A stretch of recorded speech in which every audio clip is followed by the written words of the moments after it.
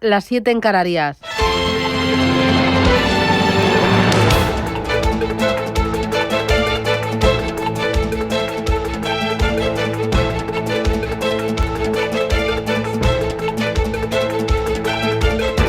Capital Intereconomía, con Susana Criado.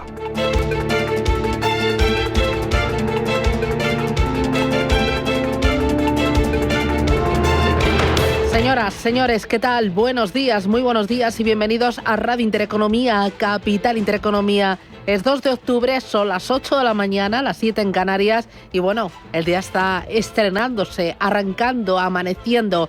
Hoy se esperan lluvias débiles en Cataluña y Comunidad Valenciana, también en Baleares. Atención, esa atención está puesta ahora mismo en la respuesta de Hamás al plan de paz de Netanyahu y Trump. Veremos, porque parece que la cosa no está muy clara. Está también esa atención puesta en los 18 barcos que ha interceptado Israel, una flotilla de ayuda humanitaria que ha sido trasladada a puerto de Israel. Entre los retenidos hay 30 españoles. Veremos lo que da de sí este tema. Veremos qué es lo que dice la comunidad internacional. Atención también a Estados Unidos, que abre una nueva brecha de incertidumbre debido al cierre parcial del gobierno generado por la falta de acuerdo entre demócratas y republicanos en el Congreso. Falta de acuerdo para aprobar los presupuestos federales. El cierre del gobierno federal ya es un hecho, ya es una realidad. Al igual que sucedió el martes, anoche fue rechazada la propuesta de los demócratas. Fue rechazada por 53 votos frente a 47, por debajo de los 60 que son necesarios para la aprobación del proyecto de ley. Durante la votación, ambas partes se culpaban mutuamente por no haber llegado a un acuerdo. J.D. Vance, vicepresidente de Estados Unidos. No sé, no puedo predecir lo que harán los demócratas del Congreso. En realidad, no creo que pueda salir adelante. Este cierre parcial supone la paralización de los programas y servicios gubernamentales. Trump, además, podría utilizarlo para despedir a empleados federales. 800.000 funcionarios se ven afectados por el cierre, especialmente los que trabajan en cuestiones administrativas como gestión en la seguridad social, pasaportes, visados, también los que trabajan en parques federales, en museos públicos.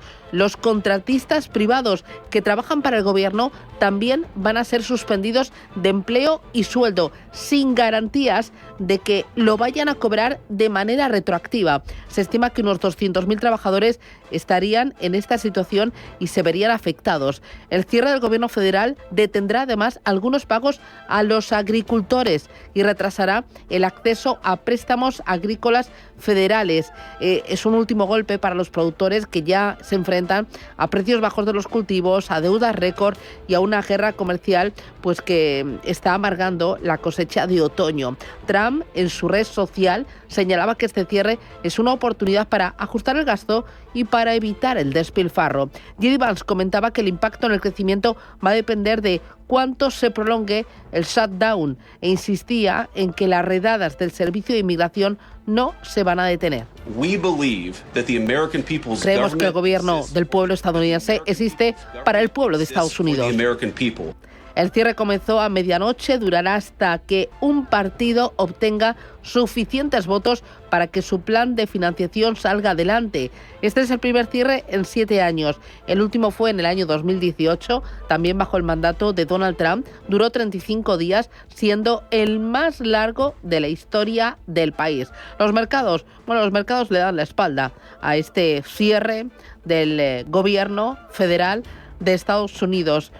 Incluso creen que se van a extender más de 3 días. En Europa, atentos a los máximos que marca el IBEX 35, es el auténtico rey, con una subida del 34% en el año y con niveles, Eva Villanueva, que no veíamos desde el año 2018. Sí, bueno, es efectivamente una fotografía y mientras tanto vemos cómo los futuros bursátiles están cotizando con movimientos en los que se ven subidas moderadas, tanto en los futuros del S&P como en los del Nasdaq, que ayer el índice rector de Wall Street, como decías, hacía oídos sordos a las tensiones por el cierre de gobierno y lo teníamos con un nuevo máximo histórico en los 6.711 puntos. Ahora los futuros que estaban estables en la madrugada asiática mantienen avances moderados y es que vemos como los operadores apuestan a que va a ser corto de duración, aunque desde la Casa Blanca hablan que, según informe político, la economía americana podría perder 15.000 millones de dólares en el PIB por cada semana que permanezca el gobierno cerrado. En este escenario, lo que han cotizado ha sido ese informe de ADP de empleo privado, que ha mostrado debilidad y va a ser la clave a la hora de tomar el pulso de ese mercado laboral, que es clave para la decisión en la reunión de tipos de la Reserva Federal y que podría prescindirse de ese dato que debería publicarse en el informe de paro este viernes y que con el cierre del gobierno previsiblemente se quedará a oscuras. Dato que ha impulsado las expectativas de recortes de tipos y por lo tanto veíamos como la tecnología subía, se veía impulsada en un Wall Street con el índice de semiconductores de Filadelfia que subía un 2%. Sin embargo, ¿qué ha pasado con la divisa? ¿Qué ha pasado con el dólar? Pues bien, hemos visto precisamente cómo conseguía mantenerse frente a esa cesta de 6 divisas, 97,73, pero esta hora el euro dólar muestra cómo se fortalece la divisa comunitaria, 1,1741, en una Europa que, como decías, viene de los máximos históricos de ayer del Eurostock y con el IBEX 35 que se lleva la palma, máximos de 18 años por Salaria, por siderúrgicas, y que esta mañana en futuros vemos como lo que quieren los mercados en Europa es seguir subiendo el IBEX 35, timidísimas las subidas en futuros del 0,05, los del DAX y los del CAC 40 parisino del entorno del 0,40-0,50 que marca en futuros el Eurostock 50. Es importante ver en este escenario qué pasa con el oro.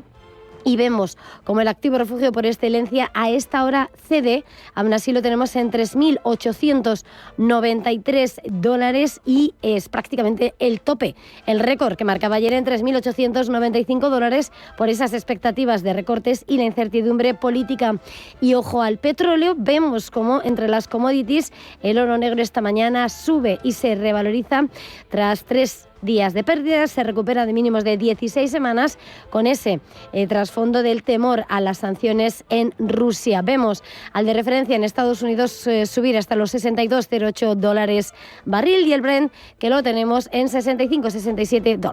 Atentos también a la OPA, la oferta pública de adquisición de acciones del BBVA sobre el Banco Sabadell. El plazo sigue corriendo. El presidente de la entidad vasca, Carlos Torres Vila, se muestra convencido de que la oferta saldrá adelante. Lo decía en una entrevista en Televisión Española, en la que instaba a los accionistas del Sabadell a acudir ya a la OPA y se mostraba convencido de que logrará alcanzar el 50%. Hay pocas dudas, estamos convencidos de que alcanzaremos más del 50%, por lo que ya he explicado el tremendo atractivo que tiene la oferta y que lo muestra a las claras la decisión de David también. El presidente del BBVA confía en el éxito de esa oferta, dice que es imbatible y que así lo demuestra el hecho de que el tercer mayor accionista del Sabadell, el mexicano David Martínez, con casi un 4% del capital de la entidad, haya decidido acudir a la OPA. Es una oferta imbatible y la decisión de David Martínez lo demuestra así. David es el mayor accionista individual, profesional, con visión estratégica y que conoce bien Banco Sabadell, lleva muchos años en el consejo de la entidad, más de una década.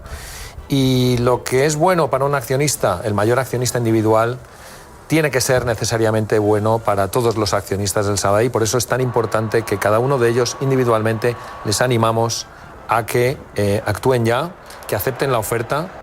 Torres señala además que no sabe lo que sucederá si no se alcanza ese 50% y que no tiene ningún sentido esperar a que haya una segunda OPA. Es jueves 2 de octubre, son las 8:09, el día nos trae más noticias.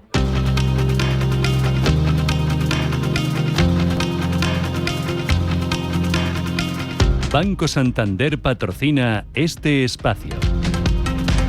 Los ministerios de Trabajo y Seguridad Social publican el paro y la afiliación de septiembre. Hugo Alonso, buenos días. Buenos días. Cifra que vamos a conocer a las 9 de la mañana y que llega después de que en agosto el mercado laboral nos dejara casi 200.000 empleos menos y casi 22.000 parados más con el fin de la temporada de verano. A esa misma hora el Instituto Nacional de Estadística va a publicar los datos de llegada de turistas extranjeros a España y su gasto asociado durante el mes de agosto, que servirán para mostrar la evolución del turismo en verano, después de que los hoteleros hayan advertido una cierta moderación en el crecimiento. En Francia, el primer ministro Sébastien Lecornu presentará el primer borrador del proyecto de presupuestos del año que viene. Está previsto que hoy remita ese proyecto al Consejo Superior de Cuentas Públicas, un organismo dependiente del Tribunal de Cuentas. Coincidiendo con esta presentación de los presupuestos, Francia vivirá este jueves una nueva jornada de huelgas y manifestaciones que se espera que tenga menor impacto que el anterior.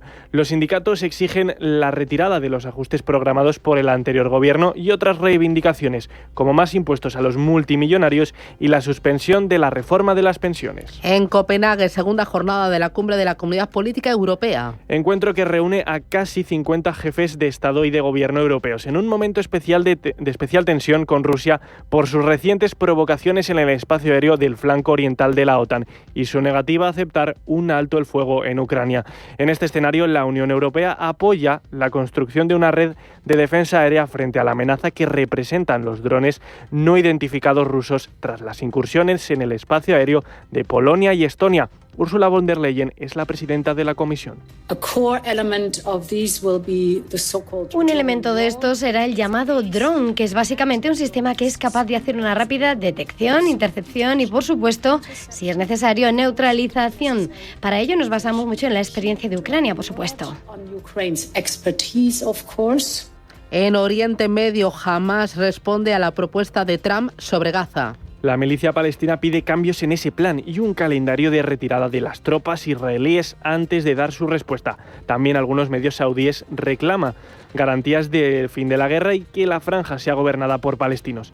A la espera de esa respuesta por parte de Hamás, el ejército israelí ha detenido en las últimas horas a la flotilla global Sumud a 80 millas de la franja de Gaza, donde intentaban llegar para romper el bloqueo y llevar ayuda humanitaria. Entre los tripulantes se encontraban la activista Greta Thunberg y la alcaldesa de Barcelona, Ada Colau. Hola, soy Ada Colau de Barcelona. Te hablo desde el Sirius, barco de la Global Sumud Flotilla. Si estás viendo este vídeo es porque Israel nos ha detenido ilegalmente.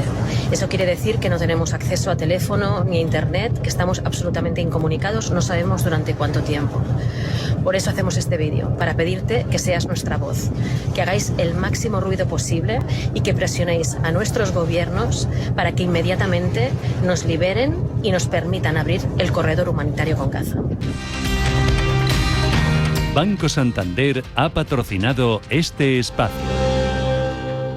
Mensaje de Marga para sus jefes. Oye, chicos, que muchísimas gracias por todos estos años juntos. Pero me lo voy a montar por mi cuenta, ¿vale? Que como siempre me decíais que llamándome Margarita me pegaba a tener una floristería, pues os he hecho caso. Me he lanzado y ya tengo el local. Se va a llamar De Flor en Flor. Cuando sabes que ha llegado el momento, estamos contigo. Descubre todo lo que te ofrece el Santander para impulsar tu negocio desde 0 euros al mes. Promoción válida hasta el 20 de enero de 2026. Consulta condiciones en bancosantander.es. Cuando lo sabes, lo sabes.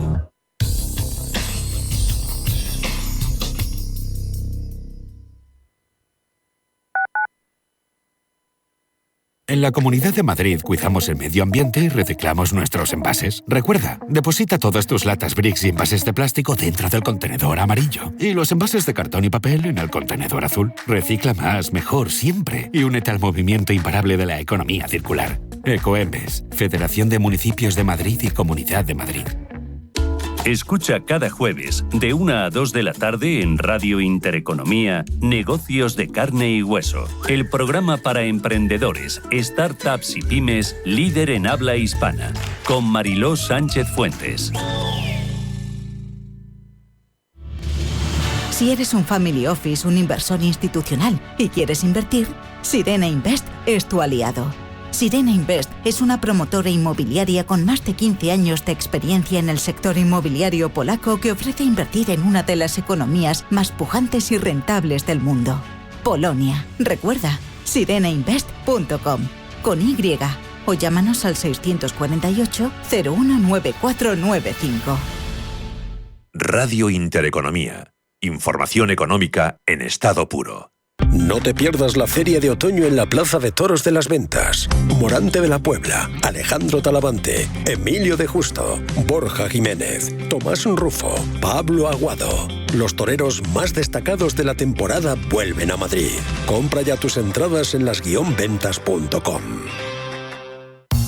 Los dos puntos más conflictivos de una herencia son los problemas familiares y los impuestos a pagar. Para gestionar de forma eficaz tu herencia, tomar decisiones acertadas y obtener el mejor resultado económico, escucha los lunes nuestro consultorio de herencias a partir de las 10:30 de la mañana en Capital Intereconomía y participa a través del 609 22 47 16.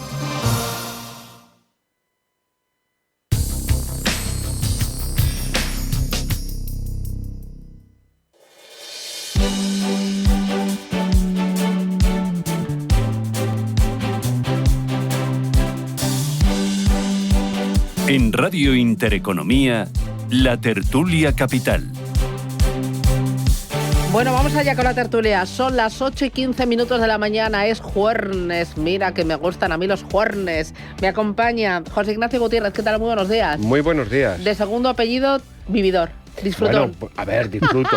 Me encanta. Qué mala es. Ya entra el trapo, entra el trapo. Yo me dedico a consumir para poder mantener la economía. Ya, claro, claro. Si está trabajando más que antes. Pero reconoce que cada vez consumes menos porque está todo totalmente disparado. Pues no. No, desgraciadamente no. ¿No consumes menos? No. O sea, que ahorras menos. Exactamente. Vale. Yo me apunto a los últimos datos de menos ahorros. Sí.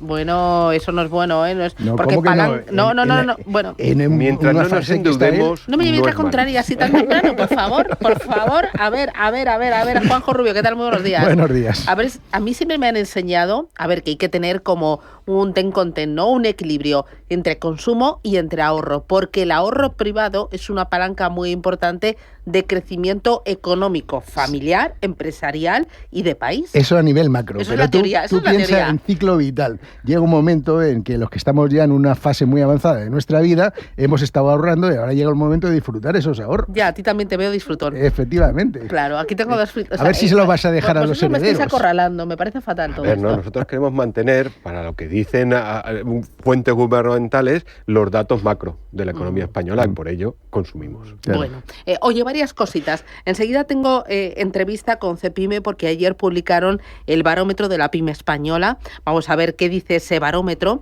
y vamos a ver pues cuáles son los desafíos, peticiones también al ejecutivo de la pequeña y mediana empresa, que son soporte del crecimiento, de la actividad y del empleo. La verdad es que son unos auténticos héroes. Pero antes de nada, hay 2-3 cositas importantes que me interesan. Una de ellas, el cierre del gobierno federal en Estados Unidos. ¿Vosotros creéis que Donald Trump lo va a aprovechar para hacer un ajuste importante en los funcionarios? Él lo pretende y lo intentó hace 7 años. Lo que pasa es que si se alarga en el tiempo se vuelve en contra, porque hay que decir algo muy importante. Gran parte de los funcionarios federales no cobran durante este tiempo, y eso va creando una situación en la sociedad americana complicada. Por otra parte, es verdad que la administración federal ahorra. Pero... Sí, vamos a ver, el tema del shutdown, ¿no?, es periódico en Estados Unidos. Lo que pasa es que se fuerza al máximo el proceso de negociación entre demócratas y republicanos con el objetivo de llegar a un acuerdo. En este caso, por lo visto, los demócratas están siendo muy duros en el proceso negociador. Se va a llegar a un acuerdo sí o sí, o sea, siempre... La cuestión es cuándo se va a llegar a ese acuerdo, porque cada día que el gobierno federal está cerrado, entiendo que eso le resta décimas al crecimiento económico. No necesariamente porque el peso de la administración federal no es tan importante en Estados Unidos como puede ser, pues, por ejemplo, los presupuestos generales del Estado aquí en España. ¿Los Eso que sabes tú, que existía hace casi 4 años, ¿no? Eso es cosa del pasado. Bueno, me acompaña Gonzalo Atela. Atela, ¿qué tal? Muy buenos días. ¿Qué tal? Buenos días. Oye, porque aquí el tema de los presupuestos están trabajando en ello, ¿no? Bueno... Esto es como te ponen un examen, que no te preocupes, que si no está el día es al siguiente, que se puede aplazar la entrega, el examen y los resultados, ¿no? Bueno, sí, es desde luego parte de... Si hubiera una nota en la gestión, como hay notas a los consejos de administración, pues aquí tendríamos un suspenso en ese sentido, vamos. Ya. Bueno, es que es inconcebible que un consejo de administración de una empresa pudiese funcionar sin un presupuesto. Oye, por ejemplo, aquí el tema de que no haya presupuestos generales del Estado, que todavía estemos trabajando con los prorrogados desde 2023, ¿no? Sí, son de 2023. No, esto, por ejemplo, pero para que lo entienda la gente, esto tiene consecuencias ya. Por ejemplo, el salario de los funcionarios, ¿no? No, porque eso va aparte, eso lleva un proceso de negociación. No, pero ayer Óscar López dijo que el salario de los funcionarios se congela porque no hay presupuestos. Bueno, ya esa es la justificación. Eso es. Esa es la justificación. Eso es un poco el chantaje que se hace para... Pero, a ver, el cálculo que ayer hacían oficial es que en este ejercicio solamente el Ministerio de Hacienda ya ha generado gastos superiores al ejercicio anterior por 38.000 millones de euros, O sea que el hecho de que no haya presupuestos a este gobierno le importa muy poco y lo que hace gastar en lo que le interesa. Y por lo tanto hay temas que podría, pero que le interesa para presionar. ¿Por qué? Porque movilizas a los sindicatos, porque echas las culpas a otros que no aprueban sus presupuestos y en realidad, si hubieran querido, ellos pueden revisar perfectamente la retribución del sector profesional de los funcionarios y no habría ningún problema. Lo que ocurre que, bueno, es verdad que hay un limbo legislativo también en esta materia. Es complejo.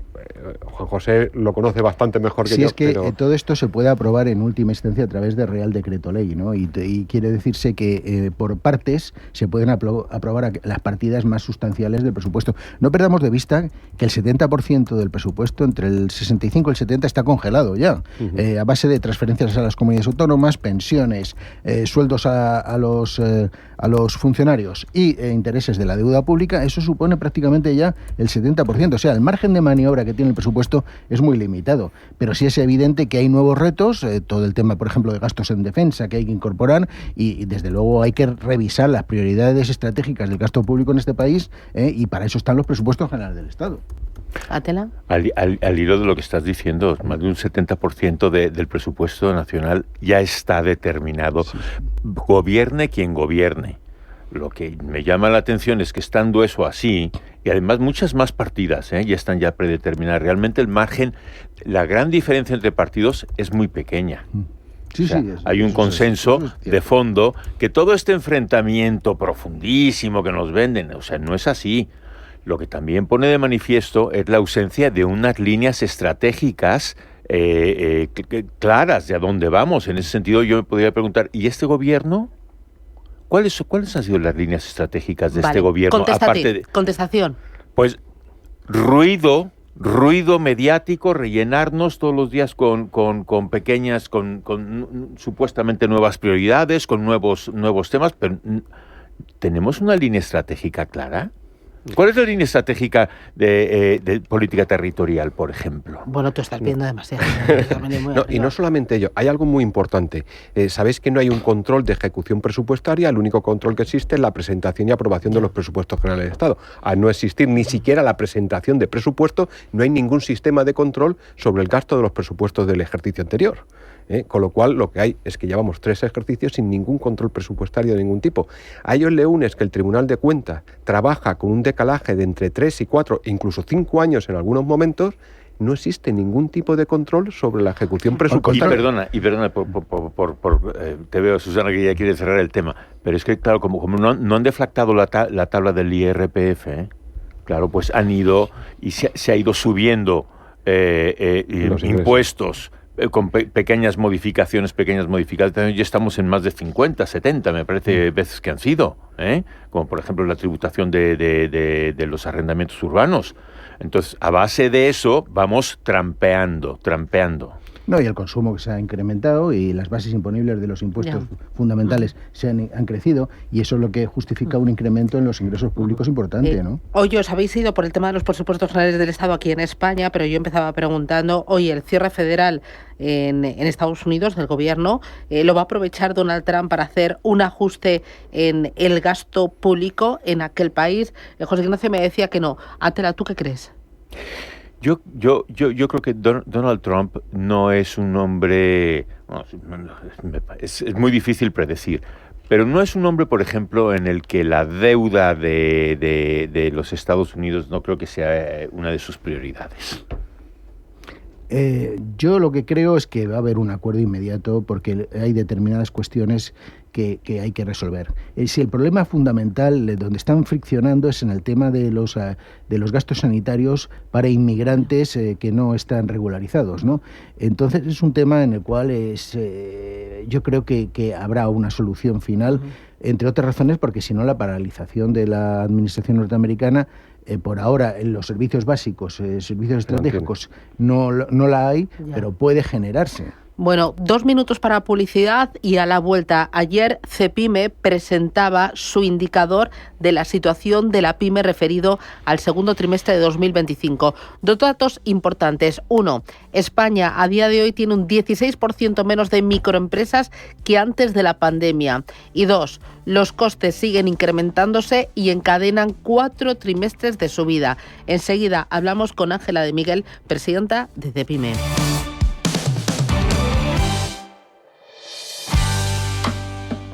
¿Te has dado cuenta de que tras la oferta de BBVA el valor de tus acciones de Banco Sabadell ha llegado a su máximo de la última década? Cuando es el momento, es el momento. Es una oportunidad única y con la nueva oferta es aún mejor. Canjea ya tus acciones de Banco Sabadell hasta el 10 de octubre, en pocos minutos y sin costes si llamas al 800 080 032 o en cualquier oficina BBVA, seas o no cliente. ¿Avanzamos? BBVA. Datos de mercado publicados por Bloomberg. La oferta ha sido autorizada por la CNMV. Folleto disponible en cnmv.es y en bbva.com, así como en las sedes de BBVA, Banco Sabadell, la CNMV y las bolsas de valores. Rentabilidades pasadas no garantizan rentabilidades futuras. Si te interesa el sector del hidrógeno, te esperamos el próximo 18 de noviembre en el Hotel Riu Plaza de España de Madrid. PMH2, Encuentro Sectorial del Hidrógeno, es una jornada organizada para profesionales de la industria donde podrás presentar tu empresa o proyecto de hidrógeno a todo el sector. Multiplica tus oportunidades de negocio y mantente al tanto de las nuevas tendencias asistiendo a la 6ª edición del PMH2, Encuentro Sectorial del Hidrógeno. Visítanos en pmh2.com o llama ahora al 91 804 53 72 y disfruta de grandes oportunidades. Únete a la revolución energética el próximo 18 de noviembre en Madrid. Me muero por probar ese restaurante de moda. Pues yo voy la semana que viene gracias a la tarjeta Platinum de Amex. ¿Y eso? Por ser titular Platinum, ahora nos invitan a 2 cenas al año en restaurantes de alta cocina. Busca en tu navegador Amex Platinum. Rafa se levanta a las 3 de la mañana, pone los hornos a calentar, prepara la harina, deja que la masa fermente y antes de abrir entra en la app de Renta 4 Banco a ver cómo evoluciona su inversión en el sector tecnológico. Él ya sabe que la renta variable no es solo para unos pocos. Con el fondo Renta 4 Megatendencias Tecnología, tú también puedes. Entra en r4.com y descubre nuestros fondos de renta variable. Renta 4 Banco. Tu inversión es la mejor inversión. Consulta condiciones y riesgos antes de invertir. Más información en r4.com.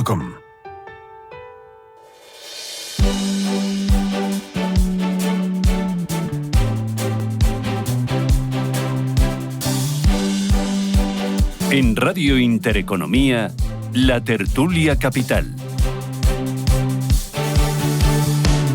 Me acompaña Ángela de Miguel, que es presidente de CEPIME, la Confederación Española de la Pequeña y Mediana Empresa. Ángela, ¿qué tal? Muy buenos días. Hola, muy buenos días. Hay menos pymes, se están destruyendo micropymes desde la pandemia, un 16% menos desde entonces. ¿Por qué? Y sobre todo, ¿creéis que la situación se va a estabilizar? ¿Y esto qué supone para el conjunto de la economía? Porque entiendo que las micropymes son motor esencial de nuestro crecimiento.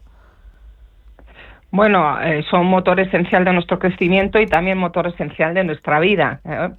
Cerremos un momentito los ojos y pensemos cómo sería nuestra vida en nuestros barrios, en nuestras ciudades, sin nuestros pequeños empresarios, sin nuestras tiendas, comercios, peluquerías, asesores. En fin, lo que yo creo que estamos viviendo una situación muy preocupante, estamos perdiendo nuestras microempresas, no están entrando nuevas propuestas en el mercado, en el sistema económico. Y eso es prácticamente pues porque nos lo están poniendo muy difícil, porque cuando las cosas son fáciles, pues la gente quiere emprender y quiere desarrollar proyectos empresariales. Y luego los que ya están, pues muchas veces tienen que cerrar. Lo ponen difíciles por las trabas administrativas, por los altos impuestos. ¿Cuáles son las trabas a las que se enfrentan día a día esas micropymes? Y no sé si hay solución, si ustedes tienen un diálogo activo con el gobierno y ven que hay salida o una mejora. Bueno, nosotros, bien lo mencionabas tú, uno de los principales problemas que tenemos es todo el tema de las cargas burocráticas. Que tenemos, la verdad es que son terribles. Un pequeño comercio hace un año tenía que cumplir 3.000 normas, ya estamos en 3.500 a día de hoy, que lo sacaban el otro día, un pequeño comercio. Entonces es prácticamente imposible, ¿no? de simplemente conocer esas 3.500 normas que uno tiene que cumplir. El aumento de los costes, pero sobre todo el aumento de costes laborales, eso también vemos cómo está incrementándose constantemente cada año, en un 3%. Antes de la pandemia los crecimientos en los 10 años anteriores era de un 0,3%, ahora vamos más o menos sobre un 3% anual de incremento de costes laborales, y por supuesto también la presión fiscal a la que estamos sometidas las empresas. El esfuerzo fiscal que tiene que hacer una empresa en España, pues más o menos en España el 33% de la recaudación la aportamos las empresas y la media de la Unión Europea es un 25%. Y con eso pues tenemos que competir, y realmente la situación es muy complicada y las más pequeñas pues no pueden, porque nos resta competitividad y no tenemos esa capacidad de completar toda la burocracia que se nos exige. Claro, a esas 3.500 normas, permítame añadir un ruido que entiendo que le quita el sueño a mucho pequeño empresario, a mucho autónomo, que es el tema de la reducción de la jornada laboral, del registro horario o también de la subida del salario mínimo interprofesional. Entiendo que esto es un freno para la apertura de nuevas microempresas. Por supuesto que sí, y sobre todo también para que continúen las que ya tenemos.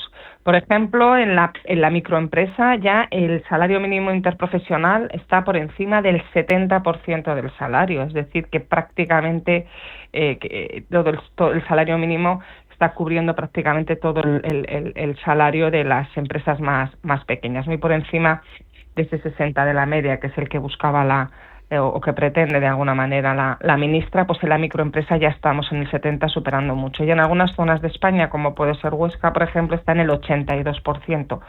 Creo que es importante tener en cuenta que no tenemos esa homogeneidad, por eso a veces este tipo de medidas, cuando se hablan de las medias, pues puede ser, pero cuando estamos impactando y vemos realmente cómo impacta en diferentes territorios, en diferentes sectores, vemos que realmente es muy negativo. Las 37 horas y media no solamente es el tema de los costes, también el tema organizativo.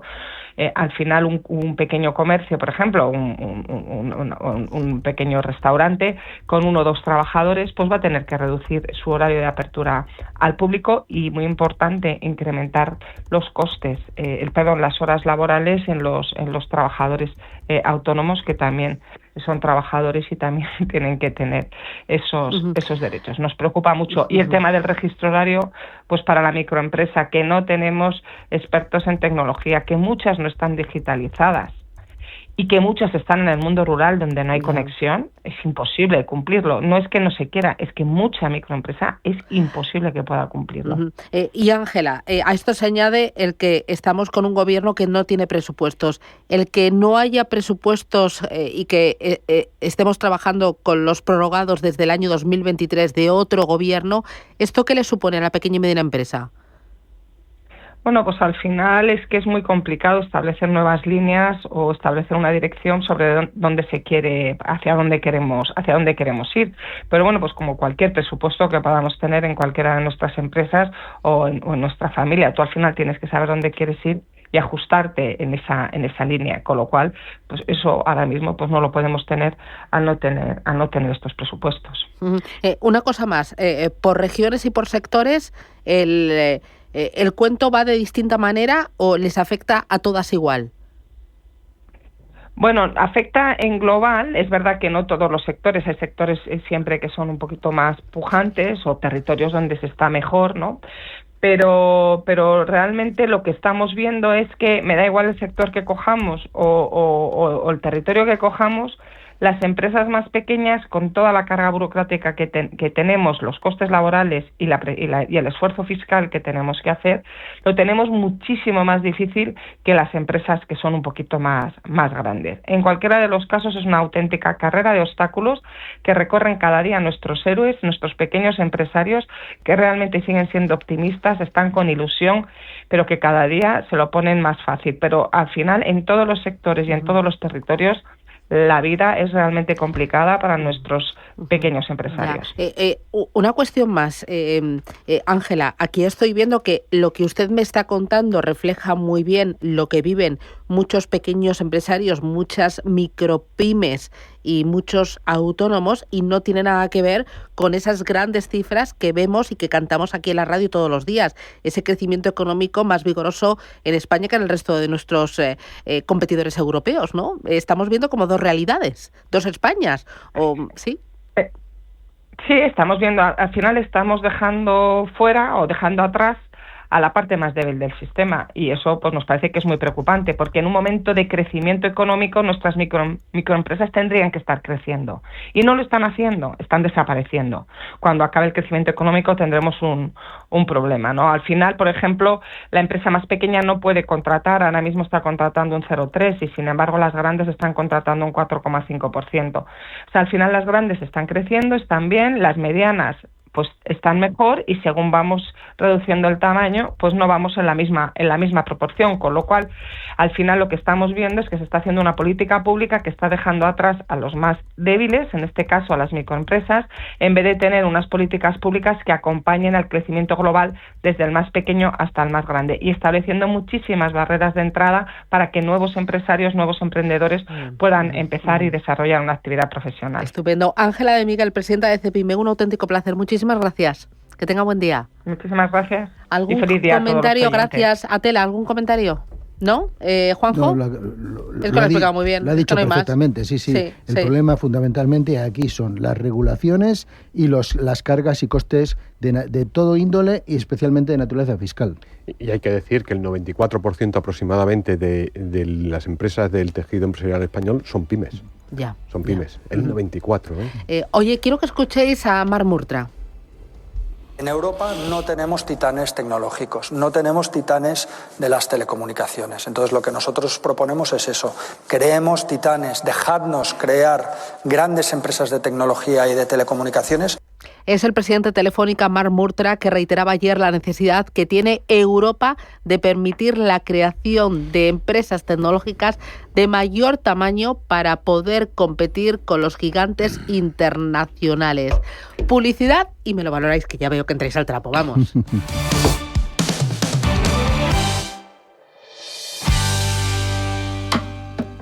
¿Te has dado cuenta de que tras la oferta de BBVA el valor de tus acciones de Banco Sabadell ha llegado a su máximo de la última década? Cuando es el momento, es el momento. Es una oportunidad única y con la nueva oferta es aún mejor.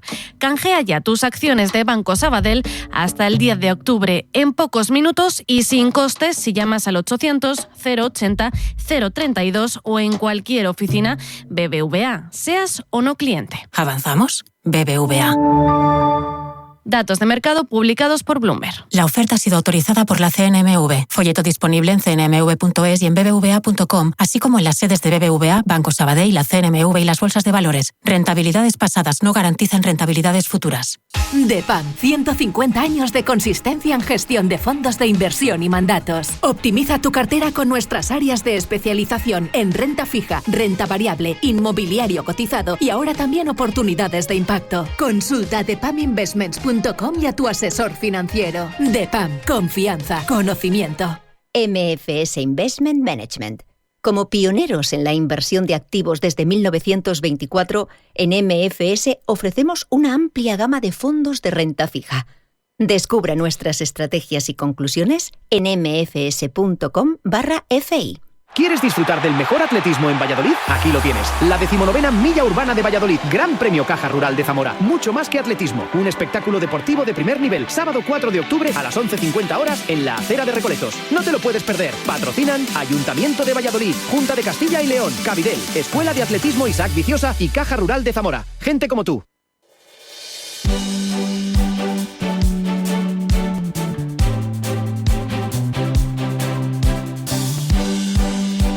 En Radio Intereconomía, La Tertulia Capital. Bueno, el presidente de Telefónica ayer en una comida en el Ateneo de Madrid confirmaba que su prioridad son las fusiones locales y pedía titanes tecnológicos europeos para evitar regular la nada. Atela, ¿qué estás deseando entrar al trapo? Bueno, en este sentido, sin entrar en el fondo de lo que ha dicho, a mí me gustaría llamar la atención. Se pide participación de la sociedad civil. En ese sentido, la Fundación Hay Derecho es una fundación que defiende el Estado de Derecho, ha publicado lo que le llaman el dedómetro, que es una investigación que evalúa el grado de politización y amiguismo en la designación de altos cargos directivos y de entidades públicas, en el que se hace un análisis de los currículums de todos estos directivos para evaluar efectivamente qué tan preparados están. En este sentido, el señor Mark Mutra precisamente no tiene autoridad moral, dado su bagaje, para pontificar en estos temas. No, yo lo que comentaba fuera de micrófono y es el hecho de que en Europa lo que hacemos es regular antes de hacer inversiones fundamentales en temas estratégicos como es la inteligencia artificial, ¿no? Entonces, mientras que hay áreas geográficas, China, Estados Unidos y tal, que están haciendo inversiones astronómicas en estos temas, con unos controles relativos, aquí lo que hemos hecho ha sido, desde el punto de vista ético, desde el punto de vista pues de aplicaciones, etcétera, regular algo que realmente no tenemos. O sea, la inversión que ha hecho en Europa en temas tecnológicos e inteligencia artificial es prácticamente nada. Lo decía, creo, ayer Murtra en la conferencia. Estamos regulando la nada. Entonces, lo que hay que hacer es invertir, y para ello pues probablemente sea necesario grandes bloques estratégicos, grandes fusiones de telecos que de alguna manera puedan hacer esa inversión. Sí, pero yo es lo que comentábamos antes, es que choca además todo ese proceso que quiere de creación de titanes con las políticas antimonopolistas de la Unión Europea, con lo cual veo ahí también una situación compleja, igual que en el sector de la defensa. Sí, pero fíjate que si creamos grandes monstruos empresariales en materia de defensa, que es tecnología, al fin y al cabo, no es otra cosa actualmente, también chocamos contra esos principios de lucha antimonopolístico de la Unión Europea. Fíjate que en Estados Unidos existe la legislación antimonopolio y hay grandísimos grupos empresariales. Hay muchísima concentración empresarial, claro, por en eso. materia Entonces, tecnológica. Lo que tenemos que hacer es copiar buenas prácticas. Si ellos están haciendo determinadas cosas con una legislación antimonopolio que está muy rodada, nosotros lo que tenemos que hacer es no pegarnos tiros en el pie. Me lo estáis poniendo a saco, ¿no? En bandeja, vamos a hablar bien. Me lo estoy poniendo en bandeja. Lo mismo que me estáis diciendo para el sector tecnológico, sirve para, ahí ya me estás viendo, para el sector bancario. Quiero que escuchéis a Carlos Torres, que decía ayer que van a superar el 50%. Hay pocas dudas, estamos convencidos de que alcanzaremos más del 50%, por lo que ya he explicado el tremendo atractivo que tiene la oferta y que lo muestra a las claras la decisión de David también. A ver, esa sonrisa pícara. Claro, tú me estás hablando de las fusiones transfronterizas, como viene diciendo el Banco Central Europeo, y que no hay posibilidad. Estamos ahora mismo a las puertas de la compra del Commerzbank. Si es imposible una fusión local, imagínate una transfronteriza. Claro, porque los intereses políticos se cruzan qué pena. Qué triste. Incondicionalmente. Y en Europa ocurre eso. Recordar que el BBVA intentó entrar ya hace algún tiempo en el mercado italiano y no hubo manera, no se lo permitió el gobierno italiano. Ahora mismo hay una fusión, hay una intención de comprar un banco italiano al segundo banco alemán y están poniendo obstáculos, a pesar de que ese segundo banco alemán tiene un 65% de capital del Estado, recordar Bankia. Entonces, bueno, pues en aquello que a los Estados les amenaza su independencia estratégica, saltan las fronteras, ¿no? Yo creo que, ¿por qué en materia tecnológica sí? Por la cantidad de inversión necesaria y que una sola empresa no puede realizar o no puede acometer. Entonces, ahí está la clave. Y por los retos adicionales que impone el tema de defensa, el tema de crear una estructura defensiva en Europa donde las tecnológicas van a tener un papel fundamental.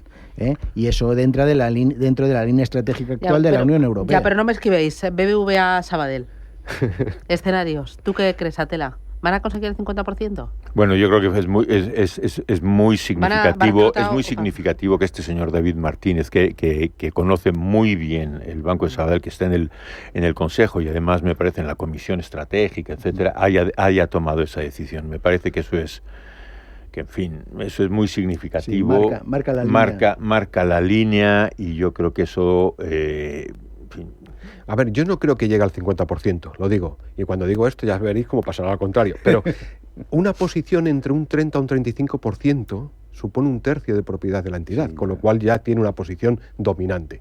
Que a partir de ahí sea necesaria una segunda OPA, bueno, lo va a estudiar el BBVA y veremos. Pero fíjate, yo creo que con llegar a ese 35% ya sería muy significativo y condiciona toda la actuación del Banco Sabadell. Y a partir de ahí vamos a ver cómo evoluciona, pero yo creo que yo ya tiene una posición dominante. Efectivamente, y además en el Tribunal Supremo está en este momento el Real Decreto por el cual el gobierno puso condiciones, yo creo que extralimitándose con una clara desviación de poder de esa figura jurídica que utiliza el poder para otra cosa. Que hará la fusión más atractiva. Hombre, la parte positiva de ahora es que es el mercado el que está decidiendo. Sabes, que nos hemos quitado ahora el momento en que ha empezado el periodo para aceptar la OPA, es el mercado. Son el mercado el que está decidiendo. Los que tienen la última palabra, y a mí eso me encanta, y es lo que debería haber pasado desde el minuto cero. Claro. El problema es que quizás el BBVA no supo calibrar pues el momento político que vive España, ¿no? Bueno, y que el gobierno puso una serie de condiciones que son antimercado, precisamente. Yo estoy con José Ignacio. Una vez que consiga el 30% del control, a partir de ahí él fija las condiciones dentro del propio Sabadell y a partir de ahí una segunda OPA sería determinante ya de la fusión, ¿no? Ya veríamos el precio de esa segunda OPA o cómo se estructura. Pero en cualquier caso, y también cómo la paga el BBVA, porque eso también, yo soy accionista del BBVA y digo, no todo a cualquier precio. Vale, ¿no? Si la batalla final ha sido el precio, esto es interesantísimo. No pensáis que es otra cuestión. A oír lo que dijo el Consejo del Banco Sabadell, lo que dijo es que no consideraba suficiente el precio establecido, no era otra la cuestión final. Yo creo que aquí lo que ocurre es que el BBVA sabe también lo que suponen las fusiones, sabe también en el momento en que estamos. Creo que dentro del mercado, no olvidemos que estamos en un momento de cotización máxima de las rentas variables, sobre todo en el sector financiero, con lo cual ellos están ponderando el precio. Además, no se pondera sobre el precio del mercado actual, sino sobre, no recuerdo ahora mismo el tiempo que tienes que tomar hacia atrás para sacar un precio medio. O sea, hay una serie de condicionantes. Yo creo que eso también el BBVA ha analizado el precio de la operación.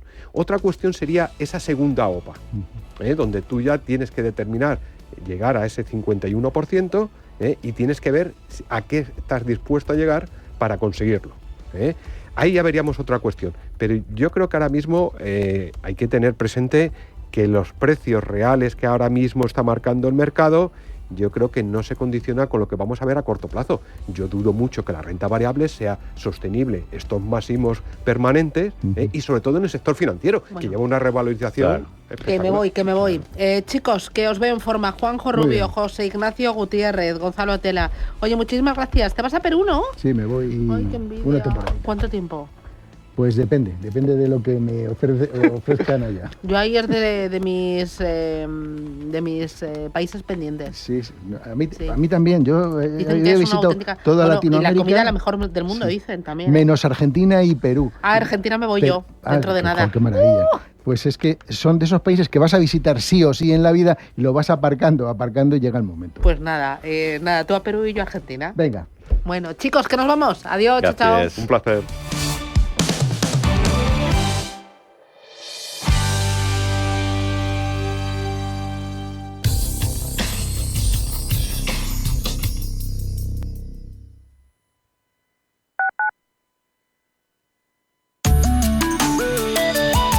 MAPFRE patrocina la información del tiempo. Se dará un tiempo en general estable, con cielos poco nubosos, salvo nubes bajas matinales en el norte y en el área mediterránea, donde serán más persistentes y podrán dejar lluvias en litorales.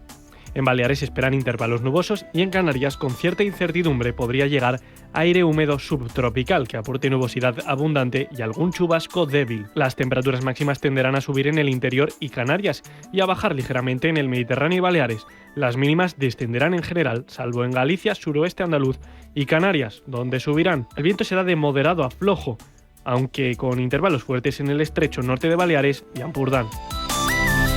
MAPFRE ha patrocinado la información del tiempo.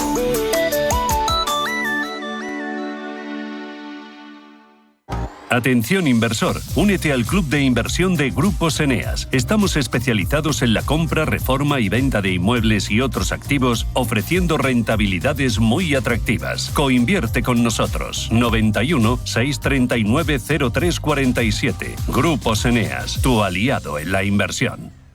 Estamos en constante cambio. El mundo cambia. Cambia nuestro entorno. Cambios que nos hacen reflexionar. Cambios que nos hacen apostar por fórmulas diferentes. En la radio apostamos por el sector inmobiliario. Súmate al cambio con Intereconomía Inmobiliario. Cada miércoles y jueves a las 11 de la mañana con Elena Fraile en Radio Intereconomía. Nos sumamos al cambio. La Hora de Miguel Ángel es un programa dedicado a la salud y la prevención de enfermedades. Con un lenguaje claro y sencillo, te explica cómo llevar una vida saludable. La Hora de Miguel Ángel, todas las noches a las 12 en Radio Intereconomía.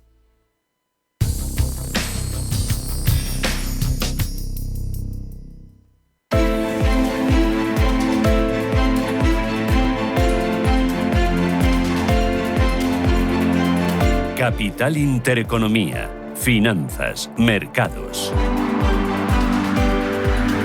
10 minutos, llegamos a las 9 de la mañana. Esto es Radio Intereconomía, Capital Intereconomía. Es jueves 2 de octubre y miramos a los mercados para ver cómo viene Europa y cómo viene la renta variable española. Ángel Lozano, buenos días de nuevo. Hola, ¿qué tal? Muy buenos días. Futuro sobre el IBEX 35. Con subidas del 0,25%. Por lo tanto, parece que el selectivo español se encamina a máximos históricos. Ayer cerraba por encima de 15.500 puntos en niveles que no veíamos en 18 años, desde 2007. Los inversores siguen muy pendientes del cierre de la administración estadounidense y del mercado laboral. Ayer conocimos malos datos en el informe ADP de empleo privado. Hoy no contamos con la referencia del paro semanal por el cierre de la administración y mañana tampoco se conocerá el informe oficial de empleo. La duración del cierre será la clave para la trayectoria de los mercados en las próximas semanas.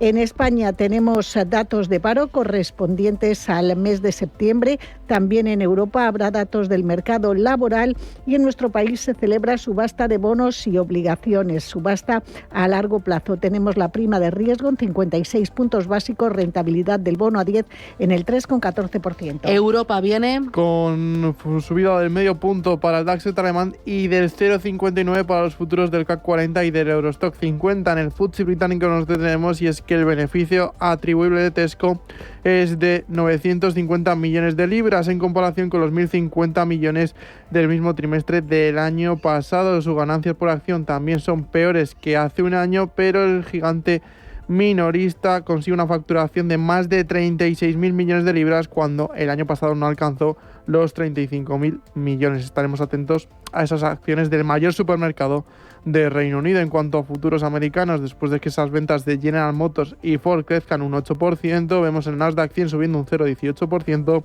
y el S&P 500 el alza un 0,07%. Plazas asiáticas, el Nikkei de Tokio sube un 0,97%, el Hansen sube casi un 2% y el Kospi coreano, la más destacada, sube un 2,70 después de que las acciones de SK Hynix alcanzaran un máximo de 25 años y también subieran con fuerza los títulos de Samsung. En cuanto a materias primas, crudo West Texas de referencia americana en 61,88, petróleo Brent de referencia europea en 65,46, onza de oro cotiza en $3.891 y cruce euro-dólar 1,1738 favorable a nuestra moneda. Nos acompaña Roberto Soltes, que es jefe de estrategia de Singular Bank. Roberto, ¿qué tal? Muy buenos días. Muy bien, buenos días. Y hoy del mercado, ¿qué esperar? ¿Dónde estás mirando? ¿Qué va a ser lo importante, lo que pueda marcar el rumbo del dinero? Bueno, estamos sin referencias, tenemos ese apagón en los datos económicos en Estados Unidos. Sin embargo, las dinámicas técnicas son muy positivas. Muchos índices europeos están rompiendo máximos. Los hedge funds estaban largos de Estados Unidos, cortos de Europa y parece que están empezando a dar la vuelta a esas situaciones. Siguen apareciendo noticias muy positivas en el entorno tecnológico, con más inversiones relacionadas con la inteligencia artificial y todo esto nos sigue empujando hacia arriba. ¿No hay límite, no hay techo, no hay miedo? Bueno, las valoraciones empiezan a estar muy estiradas, sobre todo en Estados Unidos, sobre todo en las tecnológicas, así que sería muy sano pues un descanso de los índices y una rotación entre sectores. Estamos empezando a tener buenas señales a ese respecto. Las farmacéuticas ayer teniendo mucha fuerza, las eléctricas por fin pegando otro tirón. Así que mientras que la economía aguante y las inversiones relacionadas con la tecnología sigan creciendo, pues parece que esto va a ser. Claro. Hablas de farmacéuticas y de eléctricas. ¿Puede ser que ahora lo cíclico de paso a lo defensivo, con el permiso de todo lo que sea tecnología, grandes alianzas y enormes inversiones?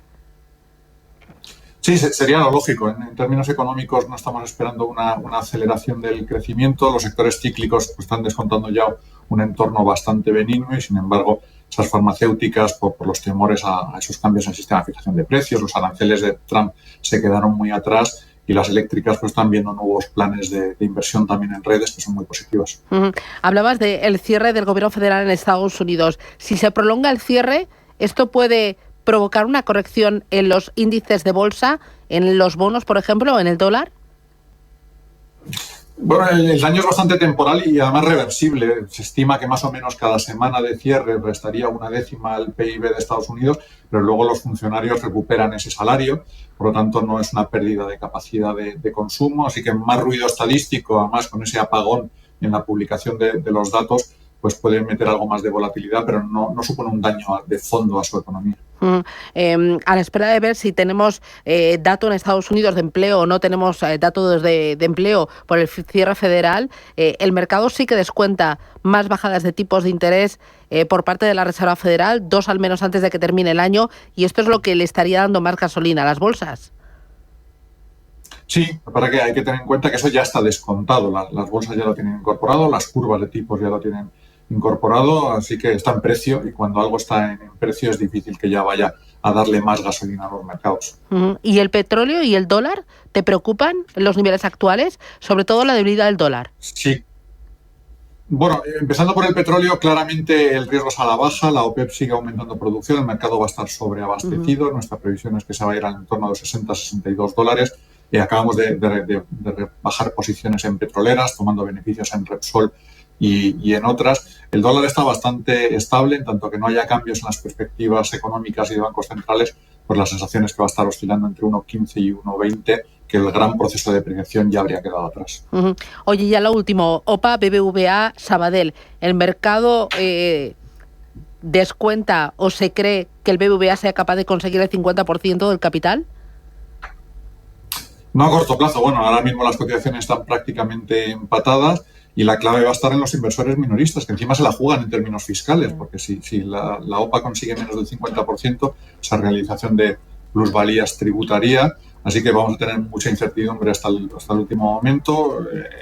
De fondo ya sabemos todos que a medio plazo ambas entidades estarán fusionadas, pero en el corto plazo la sensación es que BBV se quedará con una participación minoritaria. Roberto Soltes, Singular Bank, gracias, buen negocio. Gracias. Adiós, chao.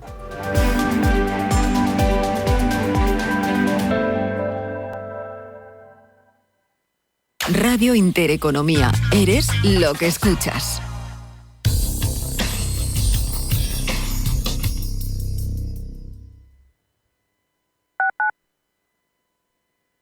¿Estás completamente seguro de que la rentabilidad de tus fondos de inversión es la mejor que puedes obtener? Si tu gestor te está ofreciendo los fondos de inversión de su banco, estás perdiendo oportunidades. Y lo que